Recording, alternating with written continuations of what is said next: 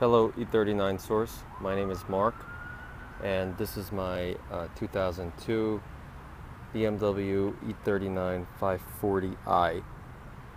So this is the sport package. It has the staggered wheels including 55s in the back and 35s in the front. The car currently has 170,000 miles. This is an automatic transmission. And this color code is water blue metallic. So water blue metallic, and the color code is 896, BMW 896. All right, so before I start talking about the car, let me just say that I've owned it for 2 years now. It has 170,000 miles on the clock, and I bought it with 155,000. I have another car, so this car gets driven usually in the winter time, but I enjoy driving this car. So it's summer now, it's July, and I prefer it over my BMW Z3 that I have also. All right, so let's start talking about the car. First, we're gonna go in the front end. Obviously, I've done a lot of DIY since owning the car, and I will introduce you through all of them in this video. So as you can see, the bumpers are not the original ones. These are retrofitted replica M5s. I bought them on eBay from Selma Auto. The quality of the bumper material was I should say excellent. It's tough and flexible. I think is ABS material. So off the bat, I want you to tell me what you think about the paint job, because this was done in my garage. So I painted these bumpers.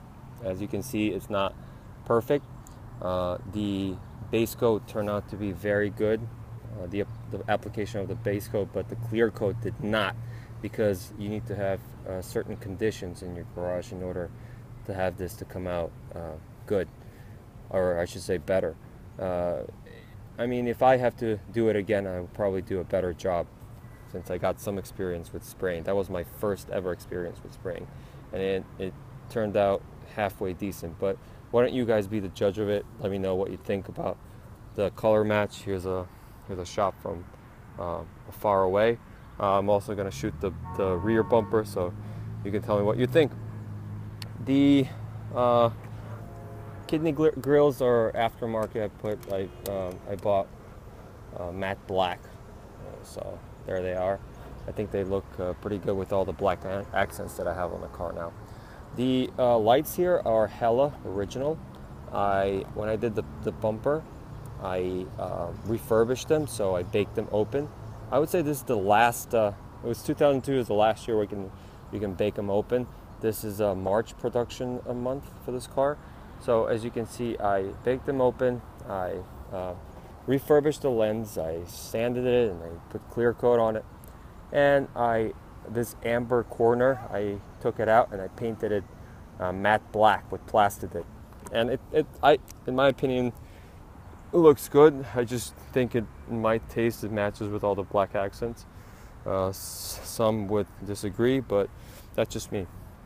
The bumper matches very good with the fender, as you can see, so that's a good thing. Next, I'm gonna show you the rims. They're not in perfect condition, and I'm definitely not a perfectionist when it comes to keeping things extremely clean, but I do my best, I should say. The brakes were changed by the original owner, so I have not touched them. As you can see, they started forming a little lip there, so my braking is very good, so I'm willing to go with it until I get some symptoms.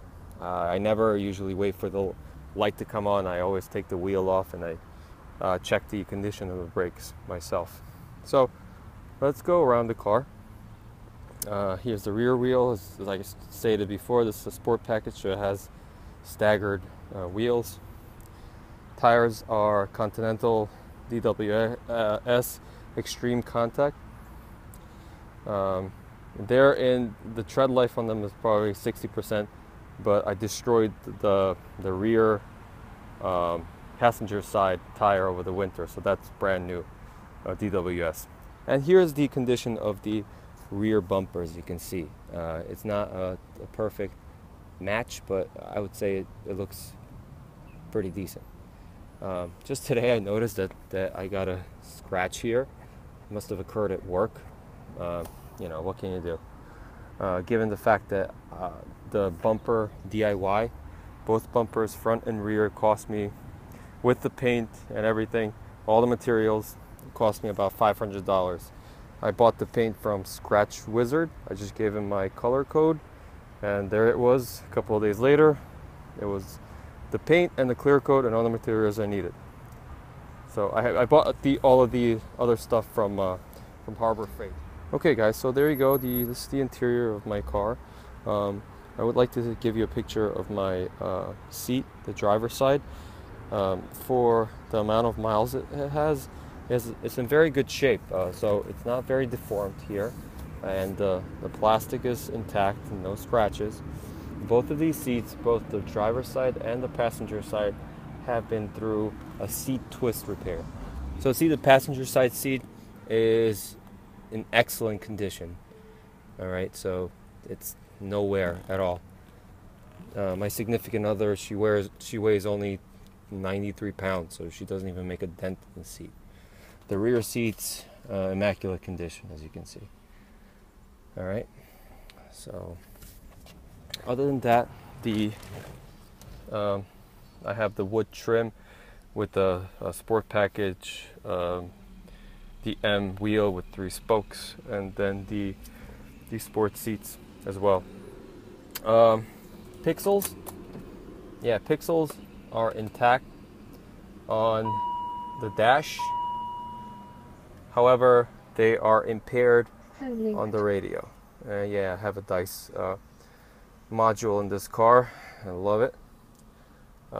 Yeah, that's it. It's, you know, the console here is pretty good condition. I've changed this part. I know Ryan has a description of how to change this little piece here. Okay, which can make the car very, very ugly if it's scratched. To say that I have done a lot of work on this car. So when I got the car, let me just talk about the transmission first. It's 5-speed automatic. I had a slip occurring when I was changing automatically changing from 3rd to 4th gear, and then when I was downshifting from 3rd to 2nd. I've performed the total flush of the transmission, and since then it's been shifting immaculately. So I just have a little slip occurring when the car has been driven for 45 minutes, so it's fully warmed up from 2nd to 3rd gear. So when I'm downshifting, I have a little slip. So if anybody can, you know, point me to the right direction of what that might be, that I would appreciate that. Otherwise, the transmission shifts very smoothly, and I have no slippage occurring when the car is in manual mode. So I've changed the fluid with Pentosin, a German fluid, and ZF original filter. And also I've topped up the fluid as well. So it's still slipping. These cars, I heard they're very prone to transmission failure. So if it occurs, then I'm willing to swap it out. I live in northern New Jersey, and there are a lot of spare parts in this part of the country, especially for these cars. Now, let's get into all of the DIYs I've performed for this car, and there are a lot. So first off, when I got the car, this upper radiator hose broke off, so I ordered the new radiator hose, swapped it out.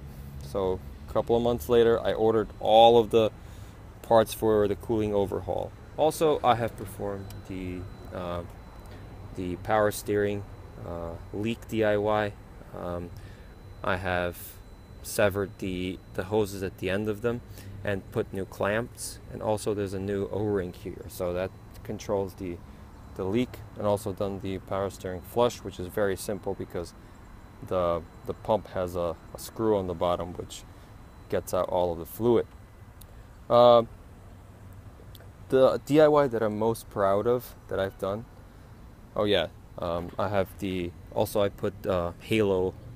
When I baked open the lights, I put halo LEDs in the lights here. Okay, so the DIY that I'm most proud of is 2 weeks ago I just finished with my timing guides DIY. That was a very lengthy process. I had the car in the garage for probably 5 weeks. I switched out all of the timing guides, every little gasket that you can imagine while opening up this engine. I have resealed the manifold, including the bottom gaskets, the oil separator in the back, the oil separator pipe, and also this oil separator that's behind the timing guide here on bank 2. My main problem with this car and why I did the timing guides is because my oil separator was broken, and that I confirmed that when I changed it, basically just disintegrated when I was pulling it out. It just broke off. So I have that problem no longer. So no more smoking. The car is running great, with some minor exceptions that I would like to talk about. The timing guides were in good condition. I didn't find any timing guide pieces in the oil pan when I took it off. But I should say that as I was removing the timing guides, the little pieces started breaking off, of course, at 170,000 miles. And they failed the drop test miserably because they just broke in tiny little pieces. The plastic broke as I dropped them. So yes, the timing guide process, very lengthy. After I was done with the timing guides, I started the car, was working. I did get a check engine light, and I got help from a friend from a forum who guided me through the process. Basically, the dysfunction, even though the engine was properly timed, the dysfunction is in, I should say, degrees. I should say 5 to 10 degrees in the trigger wheels here in front of the vanos, because the camshaft position sensor, because of improper alignment of the upper timing guide here, read the trigger wheels by a millimeter, I should say. It's either over advanced or too retarded.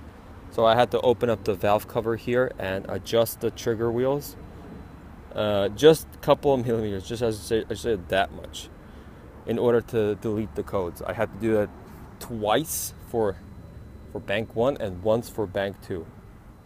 But since then, I have had no check engine lights. The car has been driving very good. I do have the startup rattle, which I was told is normal for M62 engine with this many miles. I was told that that's the time that it takes the oil pump to bring up all the oil to the valves, so to the lifters. So I do have that startup rattle, and I'm thinking that you're going to be able to pick it up now. Okay guys, so I want to start up the engine. Let me know what you think, how it sounds. Be honest. So, and I should say there's no check engine lights.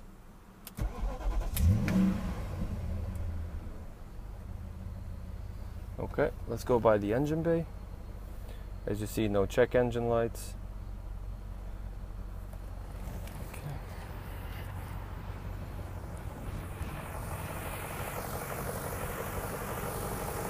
I'm going to try to be quiet so you can listen.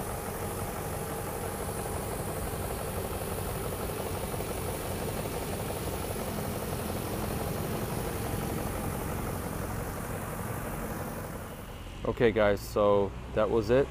Thank you very much for watching. I want to thank E39 Source for providing us with a lot of videos and support so we can maintain our beautiful E39s here. Please let me know if anybody has any questions. Please tell me what you think about my amateur paint job. Also, let me know how can I help. If anybody's from this area, northern New Jersey, let me know. If you have a DIY, I'll be happy to help. Thank you very much. Bye.